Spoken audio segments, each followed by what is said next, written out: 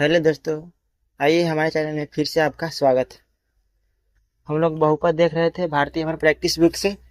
Exercise 1 के में देख लिए थे 3 तक। आज 4 का है। 4 में का दीर्घात बहुपद ज्ञात करें जिनके शून्यकों का योग और गुणनफल दिया हुआ है। परीक्षा में इस टाइप का भी क्वेश्चन पूछा जाता है। कहने का इसका मतलब है कि शून्यकों का योग और गुणनफल दिया गया है तो आपको दीर्घात बहुपद निकालना है।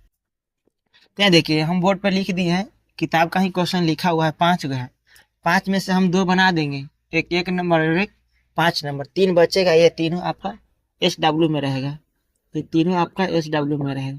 बनाइएगा। और कोई सवाल में आपका दिक्कत होगा तो कमेंट बॉक्स में कमेंट कीजिएगा, बनाने का कोशिश करेंगे। तो हाँ, यहाँ पर देखिए 1 नंबर का 4 का 1 नंबर में 0 और √5 है। तो दीर्घात बहुपद ज्ञात करना है जिनके शून्यकों का योग।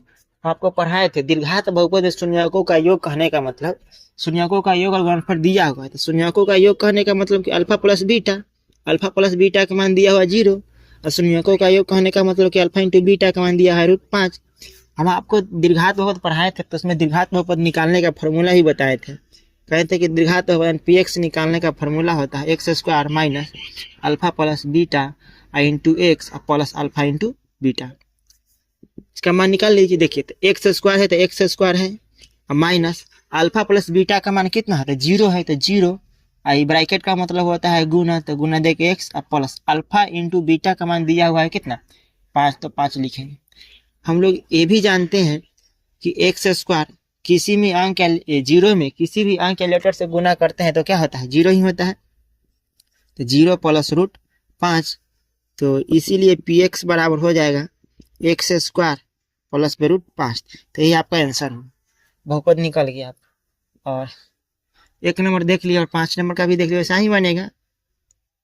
माइनस में 1/4 है, एगो सीधा 1/4 है। तो शून्यकों का योग दिया हुआ है, यानी अल्फा प्लस बीटा का मान -1/4 और अल्फा इंटू बीटा 1/4। कहने का मतलब शुरू में शून्यकों का योग, तो शुरू में लेकिन शून्यकों का योग और गुणनफल। तो शून्यकों का योग ये हो गया, गुणनफल ये हो गया। शून्यकों का योग इधर वाला, गुणनफल इधर वाला। शून्यकों का योग ये लीजिएगा, गुणनफल इधर वाला। यानी जिस तरह का हम समझाएं और बोर्ड पर बना दिए हैं उसी तरह से आप बचा हुआ क्वेश्चन को बनाइएगा। अब देखिए, फिर PX बराबर फार्मूला होता है x² minus alpha plus beta into x plus alpha into beta. फिर वही रखिए, तो x² minus alpha plus beta का मान कितना, x। देखिए यहाँ माइनस में है तो ब्रैकेट में लेंगे 1/4 into x plus alpha into beta का मान 1/4। तो x² ब्रैकेट टूटेगा तो माइनस माइनस हो जाएगा प्लस, और 1/4 x प्लस 1/4।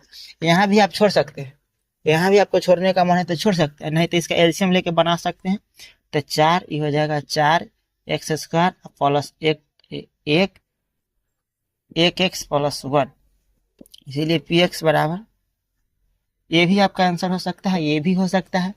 देखिए, अगर हम इसके बराबर में 0 लिख दें तो 4 से तिरछा तिरछी गुना करेंगे तो हो जाएगा x² प्लस x प्लस 1 बराबर 0। ये भी हो सकता है।